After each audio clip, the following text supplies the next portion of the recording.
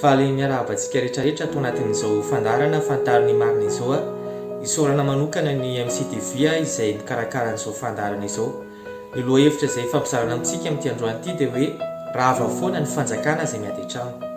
Rava foana ny fanjakana izay miady an-trano.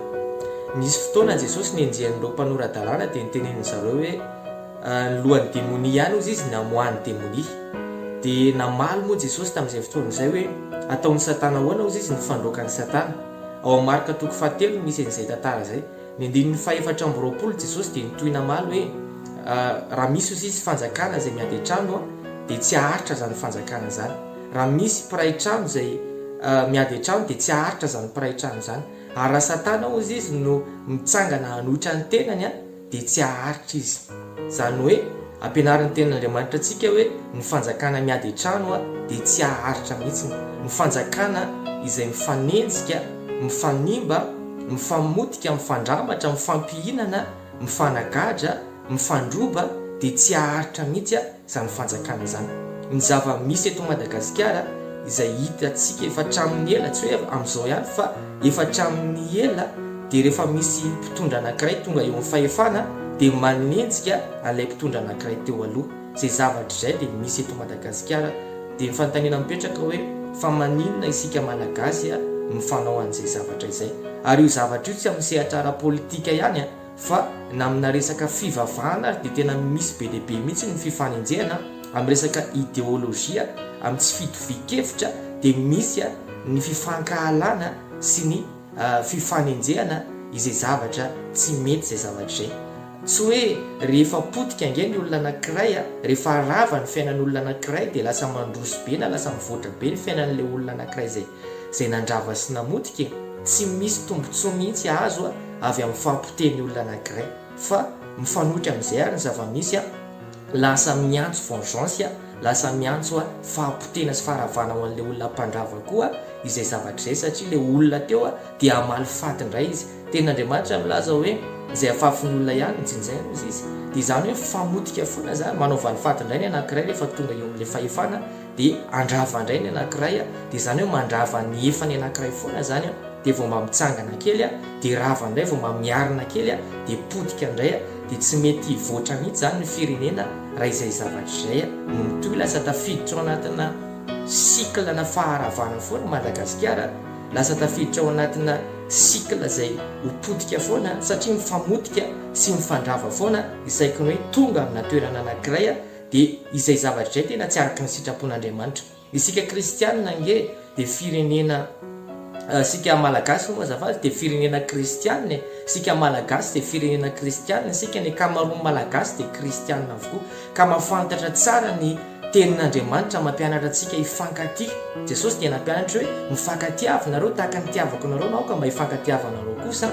Mampianatra ny resaka fitiavana hoe ny fitiavana dia mandefitra ny zavatra rehetra, tiava ny fahavalonareo. Tsy midika nefa izay akory hoe tsy tokony hampiarina ny lalàna amin'izay mandika lalàna, fa ny resaka fifandeferana, ny resaka fifankatiavana izay zany no ampianarin'ny tenin'Andriamanitra antsika. Satria ny maha-kristianina tsy resaka titra na anarana fotsiny fa zavatra iainana pratikena amin'ny fiainana andavanandro mihitsy ny maha-kristianina. Ka raha kristianina isika dia mila miaina ao anatina fifandeferana, ao anatina fitiavana, fa tsy mety ny resaka fifamotehana. Tsy misy farany hoe famotika dia tena potehana hatramin'ny farany mihitsy ny olona anankiray dia zavatra tsy maneho toetra amin'ny maha-kristianina mihitsy, tsy modely mihitsy zany raha maha-kristianina, fa resaka fifandeferana. Tsy anjarantsika ny mitsara ny olona anankiray. Isika rehetra dia samy mbola ho tsaraina eo anatrehan'Andriamanitra avokoa.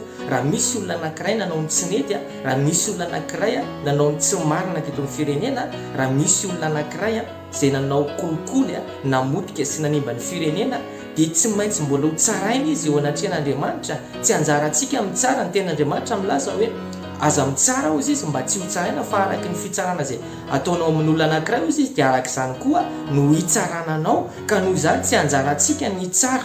Averiko hatrany hoe tsy hoe rehefa mandika lalàna ny olona anankiray zany dia tsy tokony hoe ampiarina amin'ny lalàna. Tsy izay zany resantsika eto, fa le resaka hoe mitsara be fotsiny, mankahala be fotsiny ny resaka hoe tsy tia resaka hoe halako bika tsy tiako tare izay zavatra zay zany lay tsy mety hoe mifanimba sy mifamodika. Ny tenin'Andriamanitra ny amin'ny Galatiana toko 5 ny 5:50 dia milaza ny tenin'Andriamanitra hoe fa raha mifandramatra sy mifampihinana ianareo tandre mifandao mifandingana. Rehefa mifandramatra sy mifampihinana dia lasa mitondra fifandringanana, ary zay fifandringanana zay dia lasa mampisara-bazana ny firenena, lasa mahatonga ny firenena lasa izara anankiroa. Ao anatin'ny baiboly ny firenena Israely rehefa nisy zay hoe mifampihinana sy mifandramatra zay dia lasa nizara roa ny firenena tamin'ny andron'ny Rehoboama. Ny anankiray ny retin'ny Rehoboama dia ny anankiray ny netin'ny Jeroboama, satria nisy zay tsy fitovikevitra zay dia lasa nifampisaraka, lasa nifampihinana ry zareo dia ny farany lasa nizara anankiroa. Ary be dia be mihitsy ny firenena maneran-tany zay ohatran'izany. Ohatra zao ny Congo rehefa nisy ny fifankalana sy fifanenjena koa dia lasa nizara anankiroa, lasa nisy ny Congo Brazzaville ary lasa nisy ihany koa ny RDC République Démocratique. Ary be dia be ny firenena zay ohatran'izany. Ka io zany dia manomboka amin'ny resaka fifankalana, fifanenjena sy fifamotena. Ka raha ny zava-misy eto Madagasikara zao mitoy dia sanatria aingany mba tsy ho tonga amin'izany hoe fifampisaraham-bazana zany hoe lasa mizara firenena anankiroa zany Madagasikara, entina mavaka mba tsy ho tonga amin'izany Madagasikara. Tsy voatery hitovy daholo nge ny idéologie tsirairay avy, samy manana ny idéologie tsirairay avy. Tsy hoe ratsy ny olona anankiray rehefa tsy mitovy amiko, rehefa tsy mitovy hevitra amiko ny olona anankiray dia tsy midika hoe ratsy izy zay. Rehefa tsy mitovy religion na hoe fivavahana amiko ny olona anankiray dia tsy midika hoe ratsy ny olona anankiray zay. Isika rehetra dia samy tsisy marina eo anatrehan'Andriamanitra na teny iray ary. Zay nambarany tenin'Andriamanitra amin'ny Romanina toko 7 ny 9:10, tsy misy marina isika na dia ny ray eo anatrehan'Andriamanitra. Andriamanitra koa nefa tsy antsony marina fa ny mpanota mba hibebaka. Antsoin'Andriamanitra isika malagasy mba tena hibebaka, hiala amin'ilay hoe halako bika tsy tiako tare, hoe tonga dia mankahala be fahatany, hoe tonga dia tsy tia fotsiny olona anankiray, na hoe manohana be fahatany olona anankiray, indrindra fa antsika vahoaka hoe tonga dia mankahala fotsiny, tonga dia manohana be olona anankiray koa, fa ilainy isika hoe tena hoe hifandefitra ao anatin'izay zavatra rehetrarehetra izay. Ny tena reo fondation voalohany indrindra dia ny fiovantoetsaintsika. Ny fondation dia ny fiovana ny anatintsika any aloha hoe mila isika mahay mifandefitra, mahay mifamela heloka, mahay mifankatia. Izay zavatra aloha ny re fondation ilaintsika malagasy voalohany. Tsy ho tanteraka nefa izay raha tsy mitodika amin'Andriamanitra isika. Tsy ho vita ny herin'ny tenantsika izay raha tsy isika aloha miverina amin'Andriamanitra, mibebaka, manantona an'Andriamanitra isika. Tenin'Andriamanitra koa dia milaza hoe ataonareo ahoana hozy izy no ity an'Andriamanitra zay tsy hitany masonareo nefa ny rahalanareo zay hitany masonareo aza hozy izy halanareo. Voalohany indrindra aloha dia mila mitodika amin'Andriamanitra isika malagasy, mila tena miverina amin'Andriamanitra isika, mifona amin'Andriamanitra isika, dia mifankatia isika, dia amin'izay mitsahatra amin'izay le resaka fifamotehana, resaka fifandravana, fifanapotehana fiainan'olona.